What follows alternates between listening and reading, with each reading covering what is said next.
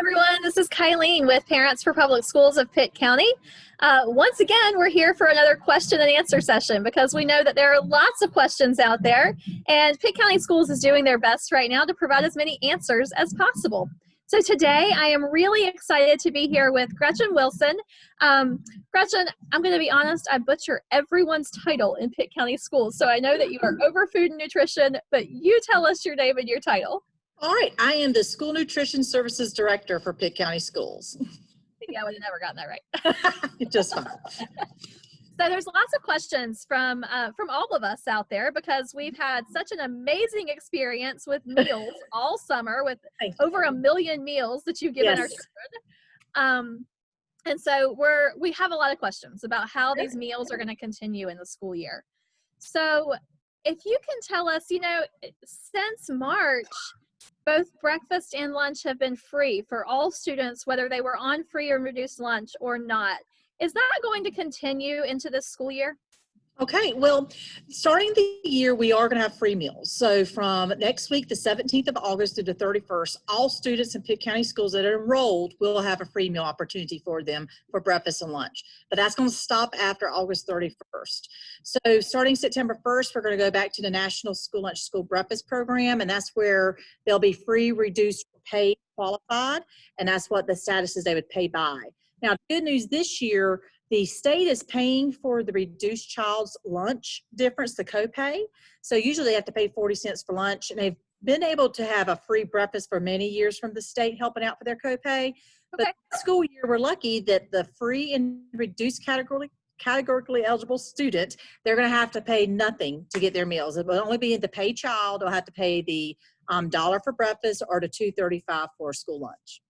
Okay, so starting August 31st, students who are not part of the free and reduced lunch. September 1st. September 1st. Okay. September 1st. All right. Starting September 1st, students who are not enrolled in the free and reduced lunch program will pay $1 for breakfast and $2.35 for lunch.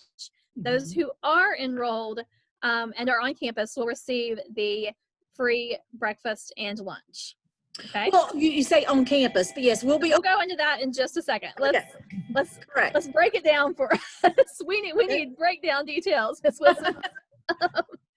Okay, so next question, if someone thinks they need to apply for free and reduced lunch, 2 questions there. If you've never applied before, how do you do that? Okay. And if you applied last year, do you need to apply again this year? Good questions. So what you're going to do if you're a new parent to Pitt County Schools, you need that application. If you think you need some subsidy help for your school lunch or breakfast for your child, you need to go into our Pitt County School website or School Nutrition tab, or at your school there will be printed applications. We also have them in Spanish. They need to be done every year. If you feel you have a need for some help to pay for those meals, you need to fill out the application. So that's the new enrolled child. They would need to do that application every year. Put them in there. Now you're returning, so what do? Well, if you haven't already gotten a letter from us, then you need to do an application. So if you got a letter from us in the last 2 weeks, you've already been pre-qualified. If you haven't gotten a letter, please do that application if you feel, again, you have that need. Or if you've added more people to your household, or if your income's changed, please do that application. So it can change. You might last year have only been reduced. This year you might be free, or you could have been free last year, you might be reduced. So still you need to do the application if you have a need. So at any time during the year. So if there is a pregnancy and after you have the child, you could do it and you might end up changing your status. So anytime during the year, you can redo an application if you have a need. If you have a loss of income, you can redo an application. So please do so. Okay, so applications can be submitted throughout the year if family status has changed in some way. Okay, yes, great. And one thing I do want to say, that kindergartner, please make sure that the parents tell their manager that they have a sibling. So if there is a sibling, a kindergartner comes in and they already have a brother at a school, we need to know that, because if not, we can't extend last year's benefits. So they eat off last year's benefits for the first 30 days. But if we know that child has a sibling with a free reduced benefit, they're not going to be extended that benefit. Okay, excellent. I'm not going to repeat all that and summarize it. Parents, I want you to watch this video really, really closely. It's so important. So next, let's talk a little bit about how those students who are learning 100% virtual or are on their virtual week of the hybrid plan, How do they go about getting meals from curbside? I think there's some details about the Wednesday in the week that we might need to understand. Well, currently, we're offering a curbside pickup on Wednesdays for any child that's enrolled in Pitt County Schools, either 100% virtually or they're off week they're home doing virtual. So they can come by on Wednesday and get 5 meals. It will be that Wednesday's lunch. It will be Thursday, Friday breakfast, lunch. So it'll be 5 meals. There will be 3 lunches and 2 breakfasts. That will be what we have available for anybody to have that's, again, that's enrolled. Okay, so if you're off campus, you can come by. Every school except for the 2 early colleges will have a pickup area. Now that will be posted on the Pitt County School website. We're going to have a list there of all the schools and the time of their curbside. It's just going to be a 30-minute slot. We're also looking at doing a Google Doc, so we might be doing some pre-ordering so you can tell us what location you're going to pick up at. But we still have 2 weeks because we're not going to start that until I think it's the 26th. We're starting that on Wednesday the 26th is when we're starting our curbside. So more information to come. It will be posted on the main screen about Meals to Go curbside, so they can do signups for that if they so choose. Then on Friday, for the students that are doing every other week virtual home, virtual at school, working at school, they'll be able to get Meals to Go on Friday. So my child is there on Friday. They're there the whole week, and on Friday, they're not going to be there the next. They can pick up Meals to Go.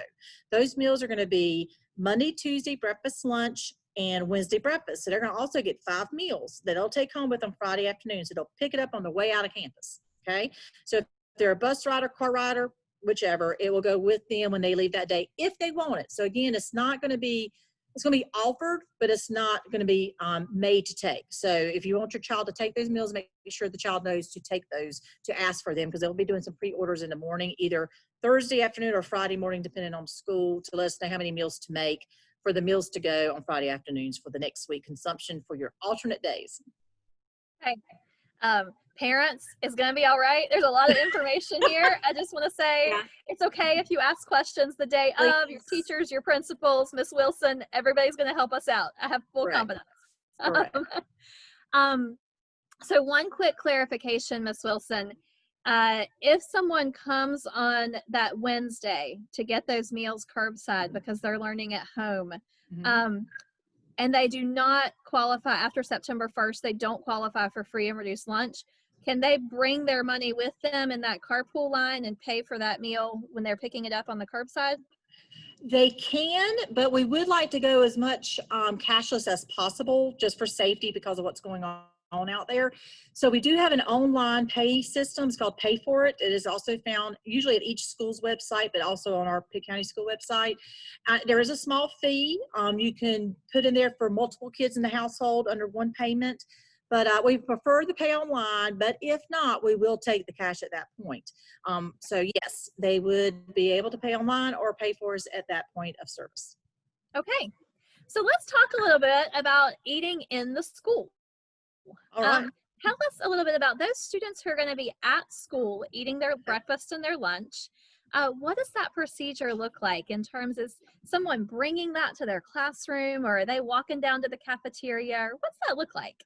Okay. Well, we have a hybrid, and every school is different. I will say that not a single school is doing exactly the same thing. Okay. It depends on bus scheduling and staffing too. So we are doing, some people are coming through the serving line. Some are going to come through a kiosk, and some are going to be delivered to the classroom. So if you're coming through a serving line or a kiosk or a classroom, the kids would still always get hand sanitizer first. They're going to wash their hands before they go to the server. 6 foot later, when they get to the server is going to pass them the meal. Everything's going to be bagged this year. So all the items are going to be in a bag, all individually wrapped. So very secure and very, no chance of any contamination. And their meal could be separate, and we're going to pass that to the child. Okay.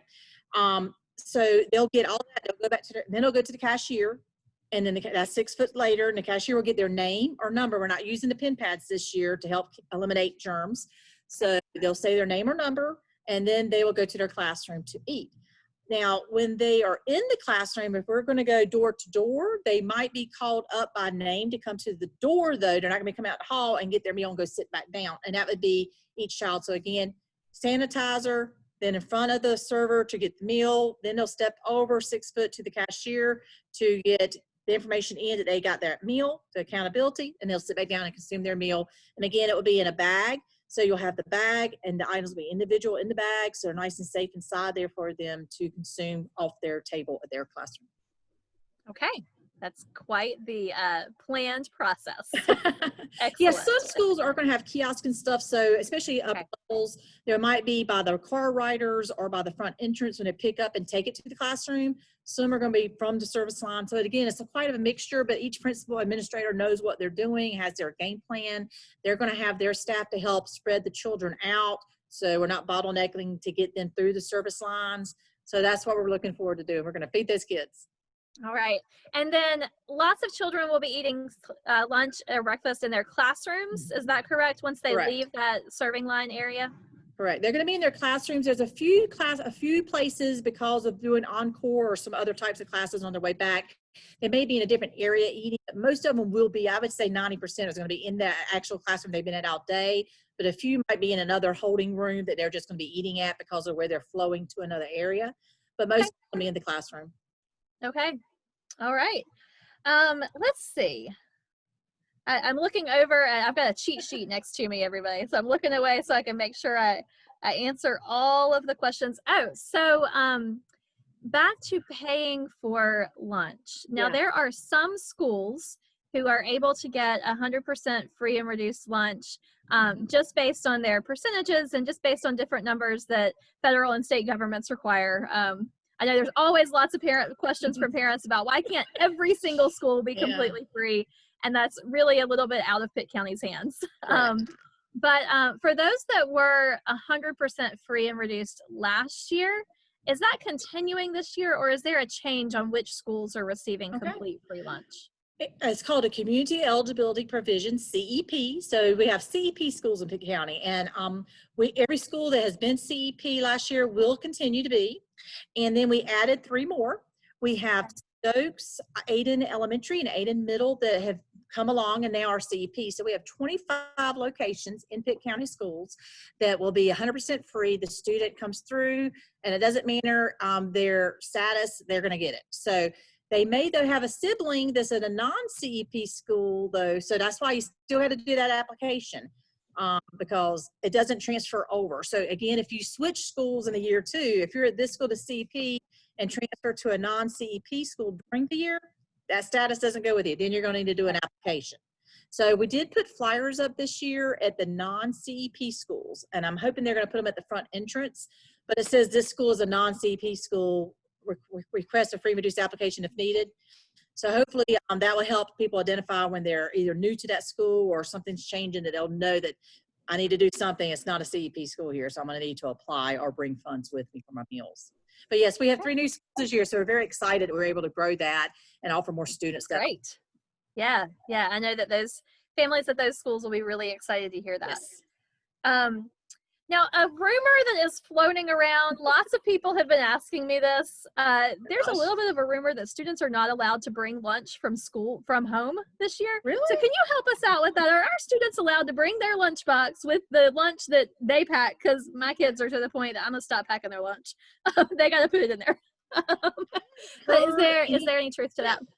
No, I haven't heard anything from Department of Health or anybody saying they can't bring anything in. Of course, you got to remember the child is now, from my understanding, not going to have numbers and stuff. So, everything they carry, you just got to think about all that. But no, there's no reason that they cannot bring it in, but they should not be sharing. That's I would make sure that a parent understands and talks to their child. They shouldn't be swapping meals. I wanted your peanut butter for your pudding. Don't do that. That's the concern we would have. Now, I can say the school admin can say no more if something like that does happen, but as a mandate right now, there is nothing saying they can't bring a meal from home. Again, they need their meal for themselves, not to share. Those of you who have students like mine who are really excited about a new lunchbox, go ahead and pack the lunchbox and send them with come eat with us. It's free. Come eat. We have some good stuff. Absolutely. So you absolutely have that choice. You can pack your lunch or you can eat at the school. And like Ms. Wilson said, lunch and breakfast will be free up until through August 31st. So that's absolutely try us out. For everybody. Yeah. I know my family utilized the meals this summer a ton. It gave us really great structure of like, hey, it's time to go to school. It's time to go get our meals. I'm glad to hear that. Fantastic. And the chicken bites were always the favorite. Oh, they are so good. My son likes those too. And our menu is changing. I do want to say our menu is going to be limited. We're having choices. So that is going to be the thing. We will be posting the menu. Of course, our vendor could have changes.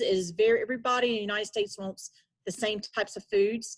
So we're hoping to stay as close to our posted menu as possible, but it is just the one entree, just the fruits and vegetables and the milk and the bread that's on there. They're not going to be able to pick right now. So the whole bag. So if they don't want something, that's fine, but they're going to get everything in their bag unless we have a unique meal plan diet order on them. That's what they'll have. Okay, perfect. And let's see, I think there was one last question I wanted to make sure I addressed. Maybe there wasn't. Oh, a couple of parents have asked, are there any restrictions on the type of food that students are allowed to bring from school or to school?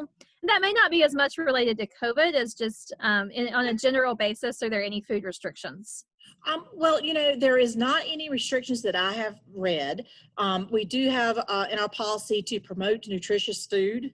So it is in the board policy that we're supposed to promote the nutritious food and lifestyle. So just consider what you're bringing in. Again, a principal can be stricter than the overall board policy. So if your individual school might say no to certain things like soda pop or a type of sweet something. But for us, no, there is not a specific rule on the board policy for that. But again, individual schools can make a stricter rule. Okay, and then sort of along the same lines, we have a lot of students who have allergies, and that might be where that question was coming from. But if a student has specific meal requirements, is the school able to meet those, to make accommodations for that and still provide meals for them? We have a lot of different dietary needs, and we're able to do them. We have a registered dietitian within our department, and we have to have, it's called a UMN. It's on the website, and your school nurses have this also. But we have to have one of those on file to make any changes to the students' regular menu that we post. So if there's somebody that has an issue with soy or some of the other types of allergies, the top 8 or top 10 allergens, yes, we have to have that in place. We make the adaptions. We train those managers and staff at that school. So that is one situation. For the ones that are currently on file from last year and the ones that are being processed now, once they're processed or we're on file, we can provide those meals at those schools currently. We might end up downsizing the schools to certain pickup areas and not do every school that has unique meal plan students, but they should be able to pick up daily. If they're the ones that are doing virtual or virtual week, they should be able to come and pick those up. They can check with their school manager or check our website to find out more of if we change locations for a UMN and what time they can come and do those pickups for their unique mealtime needs. We are doing that for lunchtime, starting the week of the 26th. We're going to get school open next week, and then we'll do stuff. But if you're at school, we can go ahead and make the changes. But if you're away from school, we're starting that the week of the 26th. Okay, perfect. I think the last question, I'm going to admit, I don't think I asked this, so parents, I already asked it. I'm sorry. That's okay. But, are you able to, as a family, pick up those meals when you go on Wednesday and you pick up curbside from any school or only your child's school? Great question. A parent or who they live with, a household member, can come to any Pitt County school that's going to be on that curbside roster that I said I have on the Pitt County School website and pick up multiple kids' meals. So yes, you don't have to go to all 3 schools if you have 3 kids. You can go to one school. Doesn't have to be that school either. You could go to a different school that might be passed by from your work on your way to your house instead of going over to the other side of town and come back. So you can pick up the meal, but I would need their student name and the school so we can identify them, and then we pass them the meals and then they can go. So yes, we can, but they're going to, it's a bag of meals per child. So you'd have to have each person's name and school, and we have to locate it on the sheet, make sure nobody's picked up those meals yet for that child, and then we would give them those meals. Okay. And does the child need to be with them in the car when they come pick up the meal? They do not. So again, with our point of sale, we'll be able to look and make sure nobody's gotten that meal. So if it shows up that meal's already been taken, we would not be able to give that packet out to that parent. But so no, they can come by without the child. At this time, the rules have that available. Okay. Well, Ms. Wilson, I think you have answered every question that was on my list. Thank you so much to parents for submitting your questions. Yes, thank you. And thank you so much, Ms. Wilson, for being willing to answer questions. I also want to say a very quick thank you to Jennifer Johnson, the PIO for Pitt County Schools. Some of you might see the Pitt County Schools logo on your screen, and that is Jennifer, who has made the recording of this possible, and she's really kind of coordinating all of these question and answer sessions from behind the scenes. So we're very thankful for her as well. Thank you for joining us again, Ms. Wilson. I wish you so much luck this year as we get started. It's going to be a fun year and a great year with a little bit of a different twist. We're looking forward to having the kids back to join us. Okay, great. Thanks, everyone. Thank you. Bye. Bye.